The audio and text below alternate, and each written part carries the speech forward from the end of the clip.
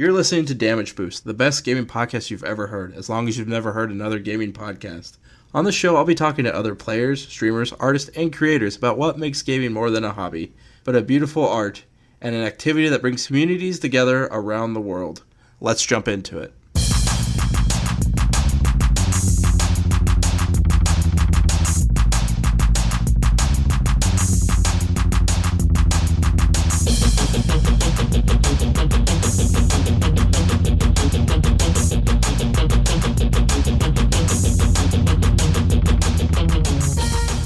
Hey everybody, welcome to Damage Boost. I'm your host, Brock Holiday, and today with me I have Sam, aka DPadGamer, and we're going to talk the Dark Souls series. How are you doing today? Pretty good. I'm ready to die. Yeah, so we had a discussion last week, and you said you wanted to do Dark Souls, and I was like, okay, that sounds great, and I don't know if I regret it or not. Should I? I mean, I don't think so. I don't know how to feel. It's rough. Yeah, I told you that I really enjoyed complicated lore, and this was like, I described it as having a 105-degree fever while eating mushrooms and watching a Katherine Heigl movie playing this game. And yeah. That probably doesn't make any sense, but that's how I felt the entire time. I don't think that's the wrong way to feel. Like, I think they designed the lore to be... It's open-ended. You're supposed to take it in bits and pieces, so to actually try to consume it in one big thing, I think, can be difficult, but it's trippy on purpose. We won't stay on lore too long. Yeah. But my big question is, do you think it was meant to be deeper, or do you think they kept it vague enough where people would just pretty much throw in their own meaning, philosophies, or whatever? And they do less work, and the game grows in that way. Yeah, I think the lore. It was made in. Okay, so if people don't know, the lore is conveyed in game through item descriptions and small bits and pieces from random NPCs. Most of which are just like you. They're essentially like in Dark Souls. They're these undead souls. So they're in like constant torment, and a lot of them just immediately or not immediately, but sometimes they'll just like lose their mind. So what you get is very biased, and it's a lot of grim and sort of bleak sort of viewpoints. But it's just it's like a bunch of humans trying to guess about the gods, and that's the idea. Because in Dark Souls, you go from in each one a little like an undead creature. Stuck in a prison, awakening from a graveyard, stuff like that, and eventually get to the point where you're literally killing gods.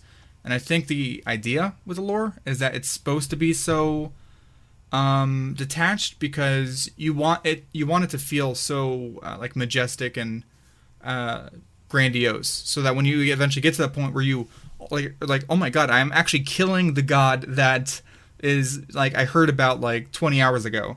And that sort of progression, I think it's supposed to be hard to consume in that way, because it wouldn't be cool if oh yeah, Smith made this entire land and I killed Smith. But if we add a bunch of layers of obfuscation or whatever that word is, it becomes more epic, you know?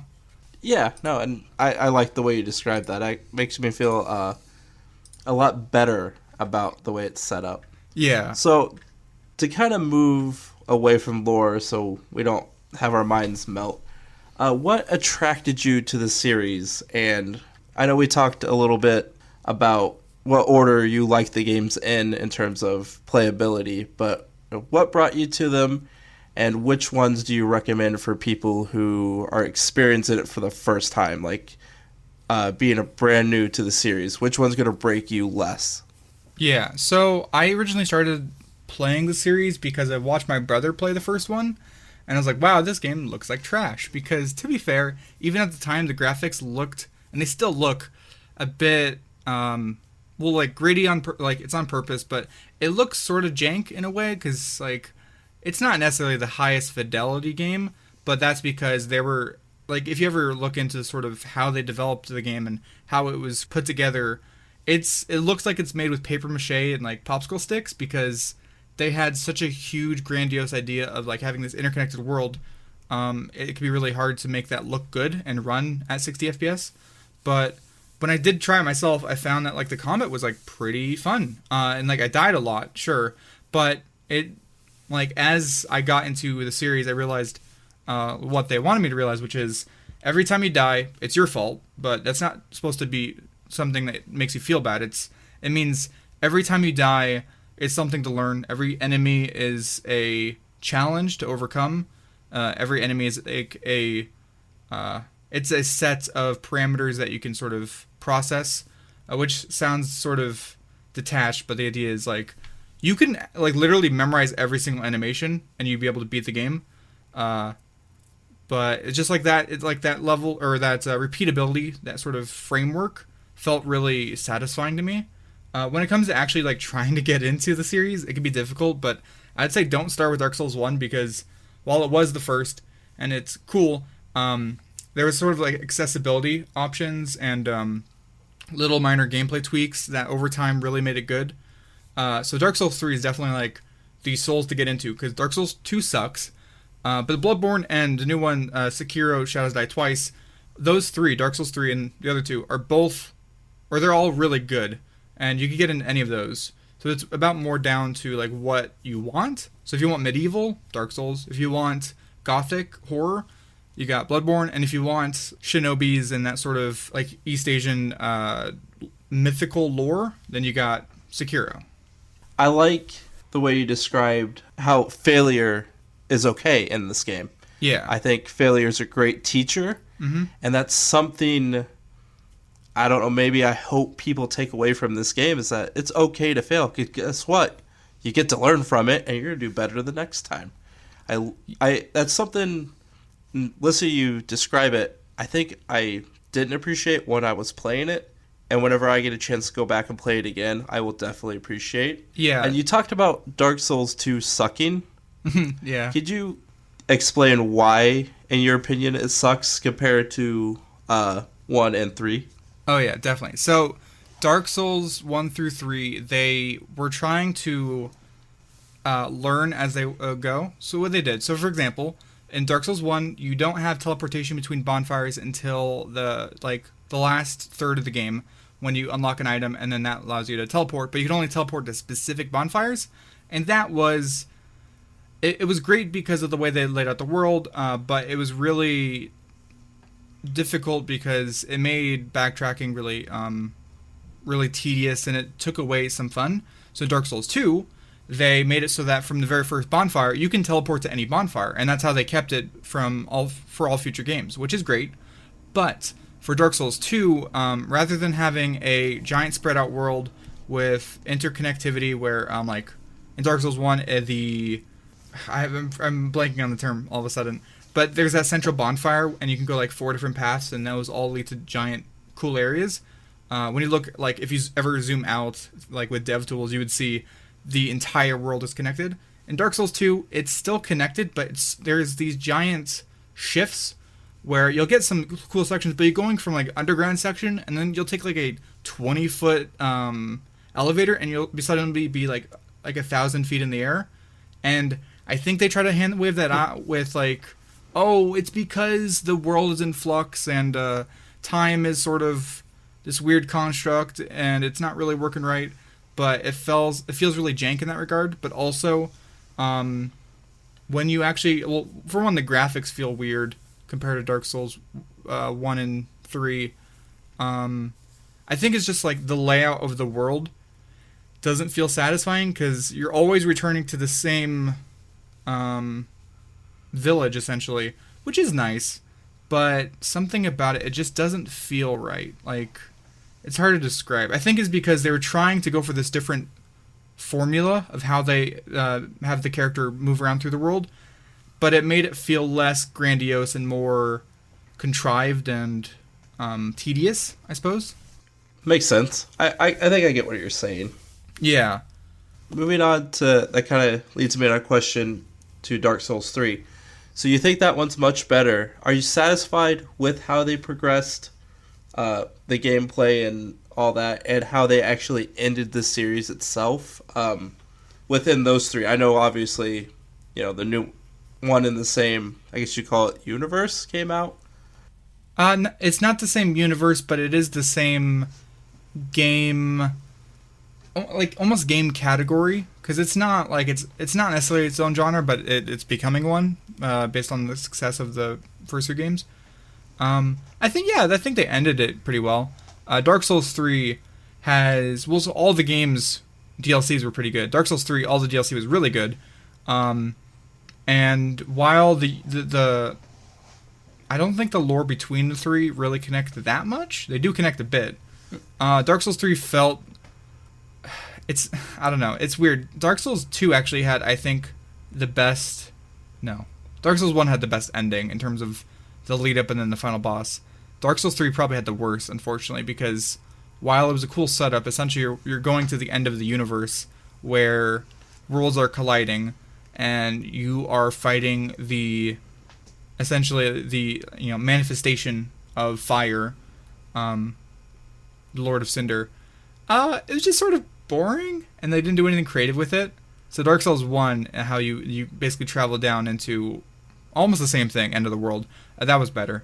But Dark Souls 3 is, I think, a good send-off because all those tweaks they did throughout the 3 games was good. The bonfire traveling was well done. The gameplay itself felt good. The multiplayer was good. They didn't try to make it easier, but I feel like they made it better. Like even tiny things like being able to use multiple consumable items that give you XP at one time, rather than having to click one, it kicks you out of your inventory, then go back and do it again and again and again. Like tiny little tweaks like that, I think really made it feel polished. So yeah, it's good. It's a good sort of end of the series. As you were describing that and the ending with the bosses and everything, it made me think. And since you're my resident Dark Souls expert, I figured I'd ask you this. Do you feel that there was Silent Hill influence to these games? And when I ask that, I mean there's 2 bosses in 3. Sure. One, and I don't know the names of anybody, so I'm going to do my best to describe them to you. There's the prince, and then he rides his handicapped brother. Oh yeah, Prince Lothric and his. Yeah. Yes, and then there's also those are just called Prince Lothric. Okay, and then there's the princess, and she's has ice powers, and there's the king with all the big bowl, and it seems like he has lava. Oh, I think that's from a DLC. Yeah. Okay. Yeah, those 2 in particular remind me of Silent Hill 2, I think, where there's basically a 2-backed monster and that was supposed to be from the girl who had been abused, and it was she was one side, her abuser was the other. I don't know, they kind of had the same feeling to me. My experience with, Silent Hill 2 is pretty limited, but I would say, I don't think there's any connection between those, to be honest. But, I wouldn't be surprised if it feels similar, because Dark Souls throughout now 5 games total, the Soulsborne, Shadows Die Twice, whatever series, they've gone through so many crazy ideas, and that's probably one of my favorite things. Is the bosses are just wacky, and it's the only series that makes me go, oh god, in terror when I see the the absolute disgusting monstrosity in front of me, and that's just great. But yeah, I don't think there was a connection. I guess being older, I look for things that I do understand, especially with comparing things to Dark Souls, because I don't understand what's going on, so I look for those outside ideas to make me feel comfortable and safe, I guess. Yeah, sure. What are some things about these games that you really want to touch on that I haven't asked yet? Yeah, so the games, at least it sort of fell off as it went, but they still do it a bit. It's hard to really appreciate the first time through because, and even for me, anytime, I've been recently playing Sekiro, so I'm going through these new areas. It's all fresh for me, and it's hard to sort of mentally picture where you are in the world or in the area. But in Dark Souls 1, almost every time, once you start to learn all the stuff, and it's really difficult to get to this point, but you'll realize they love to have you start at point A, you go through this whole thing and it loops back and you find yourself back at point A, and it's now like it's essentially like a cyclical level design, because they want you to always funnel back to like Firelink Shrine is like the central point of Dark Souls 1. They want you to funnel back, but they also like it's like these tinier loops of they want you to go through and suffer, but once you overcome this challenge, you have unlocked not only items, XP and all that, but that you unlock a physical route that is easier and more convenient. So it's really hard to actually get that aspect as you're playing it for the first time. But like as you go through it, you realize that they reward you in this sort of intangible way, which is just like spatial sort of superiority over the world, if that makes sense. Because like like also like running past enemies and being like a scared child, just like oh god, don't kill me, is like a legit strat, and I feel like that doesn't get used enough. But like they sort of enable that, because for example, if you're down in a dungeon and you want to get to the boss, well, you'd usually have to go through a pack of rats and then like these like, you know, poison traps and all this and stuff. But if you're exploring, you're going around every nook and cranny, you'll find, oh, there's a, you know, a broken ladder that I can kick down, and then that becomes a nice little shortcut. So you're able to go from the bonfire straight to the boss with almost no enemies, which basically rewards you for your challenges. And not a lot of games do that, and that is a fantastic aspect that the games have these days with the newer ones. That cyclical design isn't as grand, so you're not always looping back to the same very beginning point, but they reward you with new bonfires, new, you know, travel or teleportation destinations. So it's that same idea. It's like you have succeeded through the gauntlet, so here is convenience, and that is fantastic. Did you enjoy the online aspect of 3? Yeah, a bit. I think 3 is actually the one. It's the only one I really try to get into, because Dark Souls 2 and 1, both, they were a bit iffy with how online felt. I think with 3 they had dedicated servers, so the connection was a lot better. But I always played on PC primarily, so I had to deal with hackers, and luckily I never ran into them, but there were like hackers that were literally able to stab you, which would give you money, and you'd get so much money you'd get banned. And it was like that sort of experience, that was rough. I can't imagine being victim to that. But hackers aside, yeah, it was pretty great. The newest game in the series right now, Sekiro, doesn't have multiplayer, but I think it's fine because you still have those previous games. But I quite like it. I think it's really fun. My best friend and I play games online together all the time, and when Dark Souls 3 came out, he really wanted to try it. He hadn't played any of the other ones. He's like, we gotta play this. It's got online multiplayer. Let's do it. Mm-hmm. And I think we got 2 hours into the game, and he was so pissed after the first boss that he quit the game, broke his disc, and has never played Dark Souls since. Damn. So that's what 3 did to him. I feel I've like been trying to give him the play because it's not a bad game. You just got to realize that we talked about earlier. Failure is okay. Yeah, that's rough. I could definitely understand that reaction though, because depending on what depending on just like how you are with games, that could influence it. But depending on like your expectations going into it, if you expect this to be like, oh, it's like an adventure game where I can just run through and I feel like a hero, like you're going to be in for a surprise. And like you could just be naturally talented and like get through a good chunk of the game, but they always try to have certain roadblocks. They're like, even if you're a god at this game, you're going to have challenges. So it's definitely not a game you're supposed to be ready to sit down and beat 30 bosses. Like if I could beat one boss a session, that's great. But yeah, I think he was expecting more fantasy Lord of the Rings style, where you're kind of, like you said, the hero, and you're going to knock down hundreds of enemies as you're going through this, and that's not what he got. Yeah. Still to this day, I was talking to him about doing this with you, and he's like, F that game. I don't want to ever talk about that game. Yeah, I don't know how you would convince someone like that to get into the series. Maybe you could show them some higher level gameplay of like some sections of the game, because so you could see. Well, I guess it's like also because it's not just about throwing yourself against a game and hoping you win. It's also about that whole, like I mentioned, memorization of like move sets, that timing for parrying, stuff like that. But also it's like you're not supposed to be able to just face roll. You're supposed to like sort of seep in knowledge about all the tools, like every shield, every consumable you have, every movement option. Sometimes literally sprinting up to an enemy, turning around, sprinting away to bait out like a heavy attack, and then attacking. That's a legit strategy. Sometimes like what people describe as cheese, like constantly rotating in one direction around an enemy while rolling every third attack or something like that. Those are all legit strategies, and you're expected to sort of try all these things. Or not try all of them, but like you're supposed to be open to using every single one. So starting out, you don't know about any of that. You just like, you can die from the first guy that shoots an arrow at you.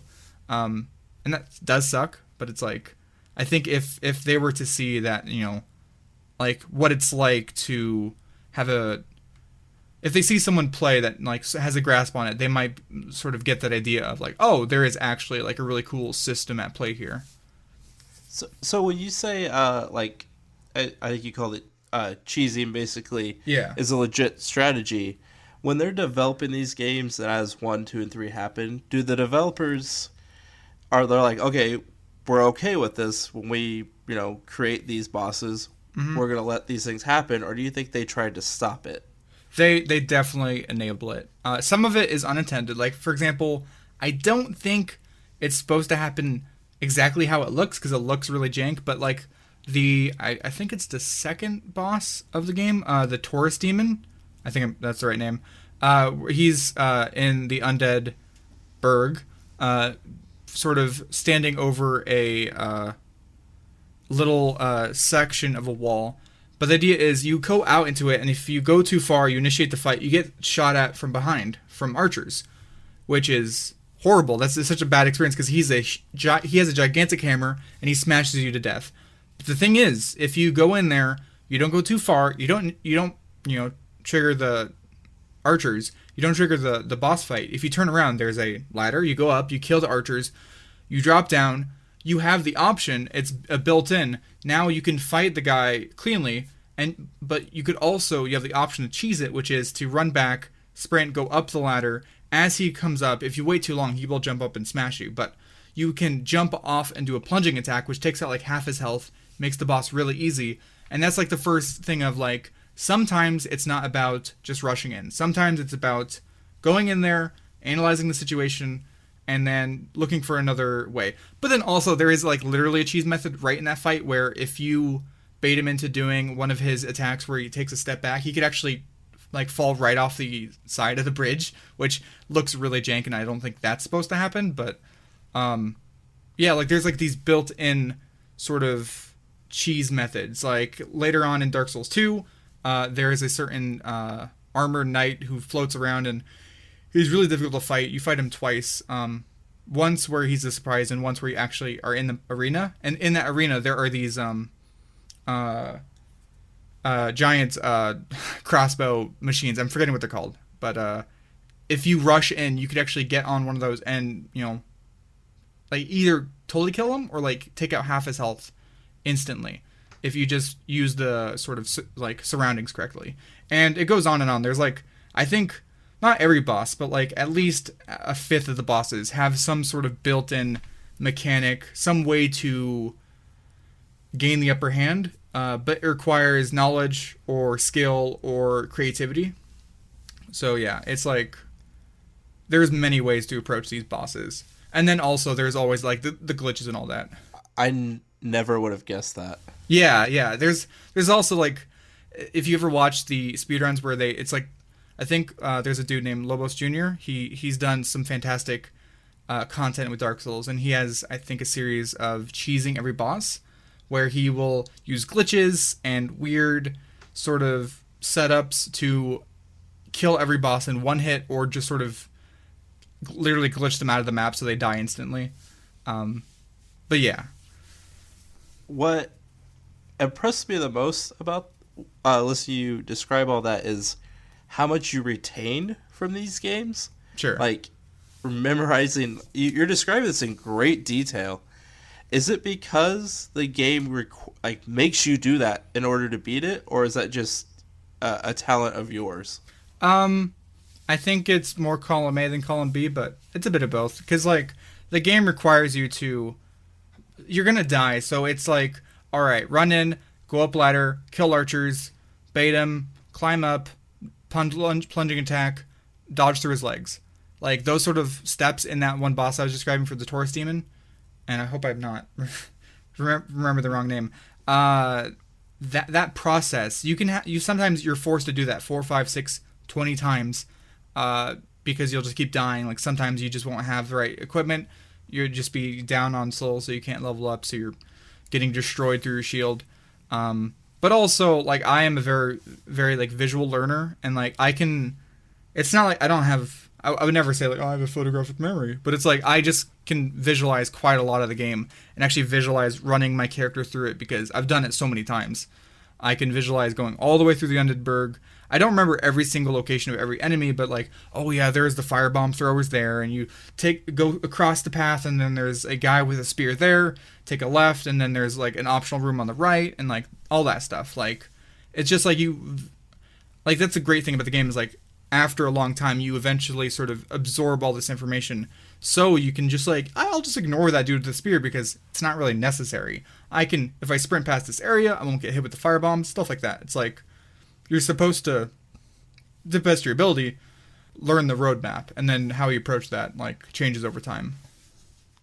Ultimately, through all this, I'm getting you need to think outside the box in order to really enjoy this game, and I am not an outside the box thinker for the most part. Yeah, and I want to also say there, don't be afraid to actually watch other people's gameplay, because while this game is supposed to feel at times very like solitary, like how they've implemented it over time of like multiplayer, so you're just sort of existing in a world where there's countless other parallel universes where other people are playing. In Dark Souls 1, you'll actually hear bells tolling. Every bell that tolls, unless they changed it, is a character from another game hitting or triggering their bell. So, like, you're actually hearing someone else's bell, like, in real life. That's awesome. Yeah, I was blown away when I heard that. And they might have changed that when you're playing, like, without multiplayer, but I'm pretty sure that's how that works. And the idea is, even though you're alone, you're not supposed to go it solo, I guess? So you should be open to getting that friend. Like, the friend you described having difficulty with this, he should be open to, watching a tutorial, watching a guide.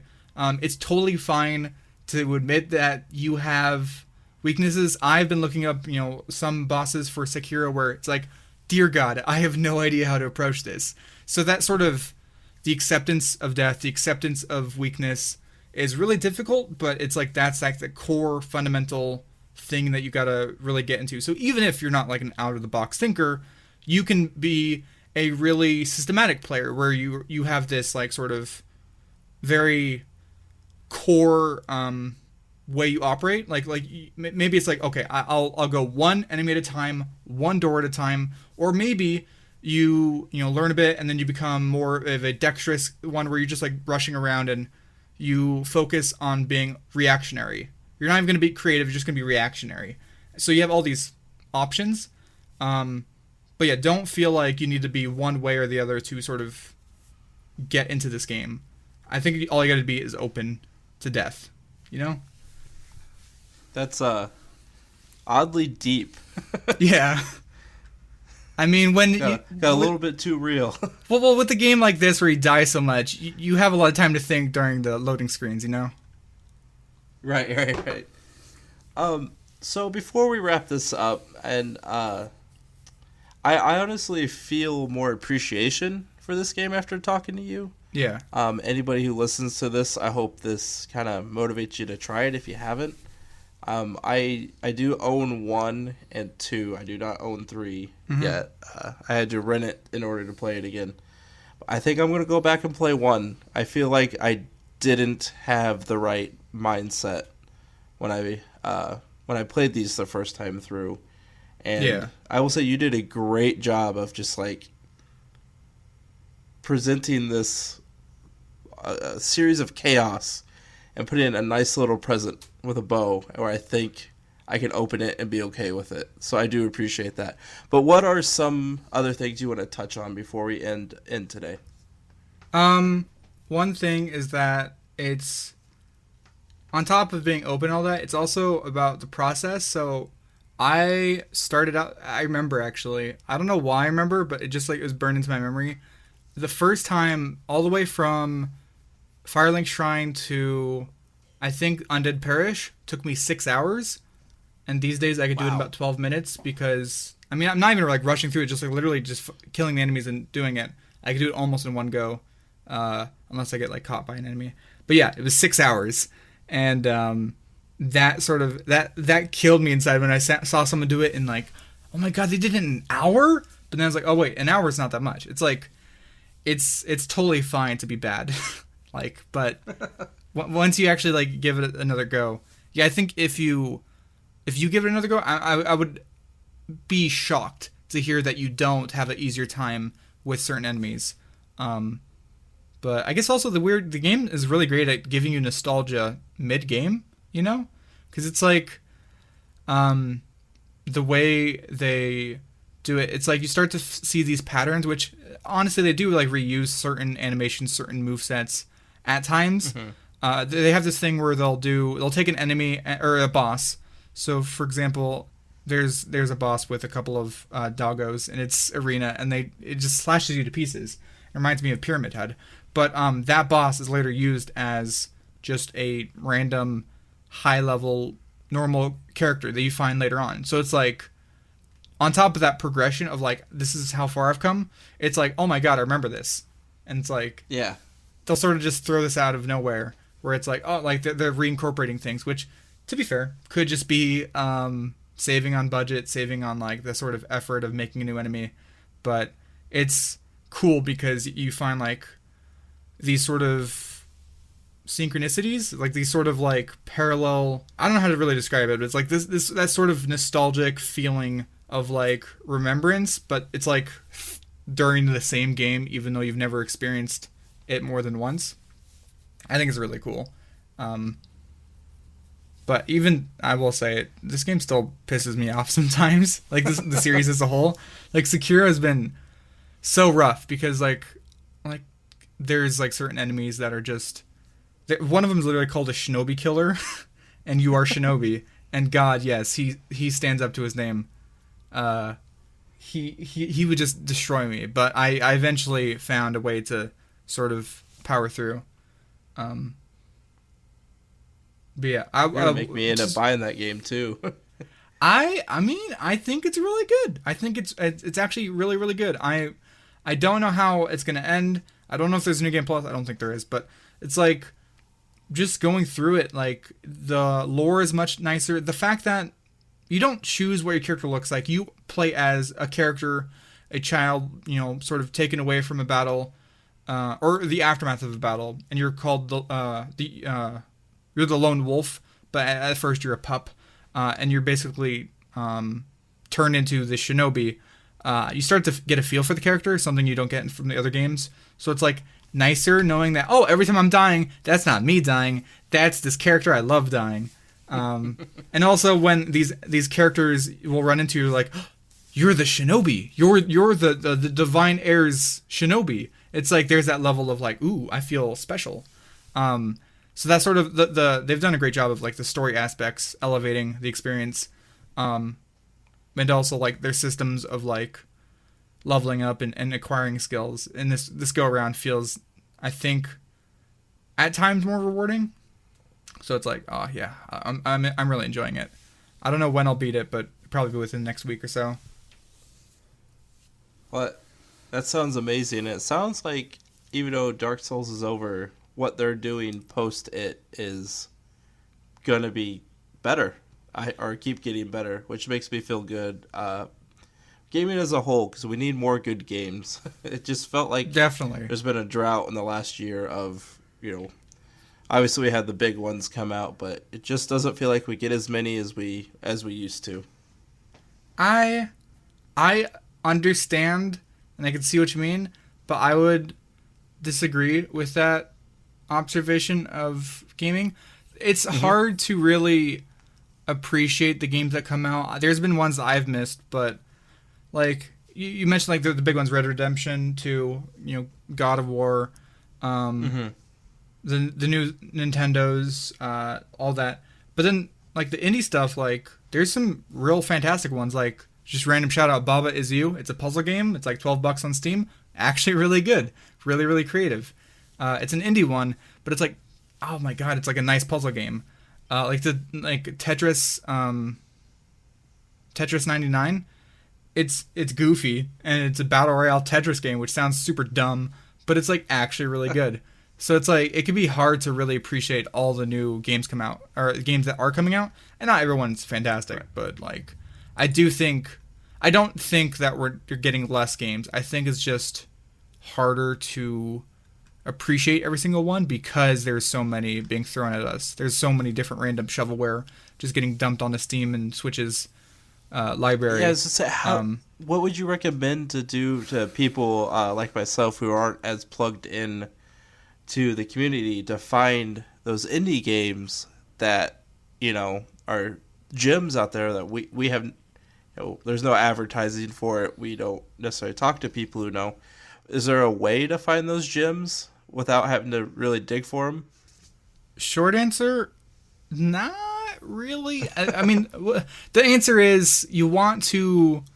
I think this goes for almost anything. Movie reviews, game reviews, book reviews. You want to find... Because in this day and age, YouTube is so prevalent. I would actually suggest finding like some YouTubers that cover indie games that you like, that you sort of vibe with, how they like the kind of games they're into, I'm into. So naturally, if they cover a lot of games, you'll start to sort of get those indie games through osmosis. Like as an example, there's like Dark Souls YouTubers. So Vati Vidya, he does lore videos, but he is the reason I even knew about Sekiro, because he was covering it like early on, and it was like a sponsored thing. But the idea is, if you sort of start to follow these, it doesn't even need to be a YouTuber. It could be like a journalist, just a blogger, or whatever. But if you like follow these people that like sort of are really tuned into the games that you're interested in, I think naturally you're gonna get like a good sort of flow of games in a way that can be like accessible, because they might cover more than you could play, but you're likely to get at least a few, or like one or so a month that you might be interested in, Yeah, that makes sense. That's how I got back into Nintendo, was finding you, Bandy, and Chari5 is, saw your guys' videos, really like the games you were playing. I'm like, oh, they're saying this game and that game. So yeah, no, I definitely understand what you mean, and I will definitely try to do that when I get back to watching more Dark Souls video. Yeah, definitely. So I really appreciate your time again. I can't express how much you made me appreciate this game that I didn't before we started recording this. I'm glad. So thank you for that. No problem. This series is great, and if I could do anything to sort of help people get at least a little bit different perspective, I think that's a success. But I'm glad. All right, where can people find you at? YouTube.com/DPadGamer is where I throw up videos, and Twitter is the same name, is where I throw up garbage, and that's basically it. All right, and I can be found at Twitter at RockHoliday11, and that's it. Be good people.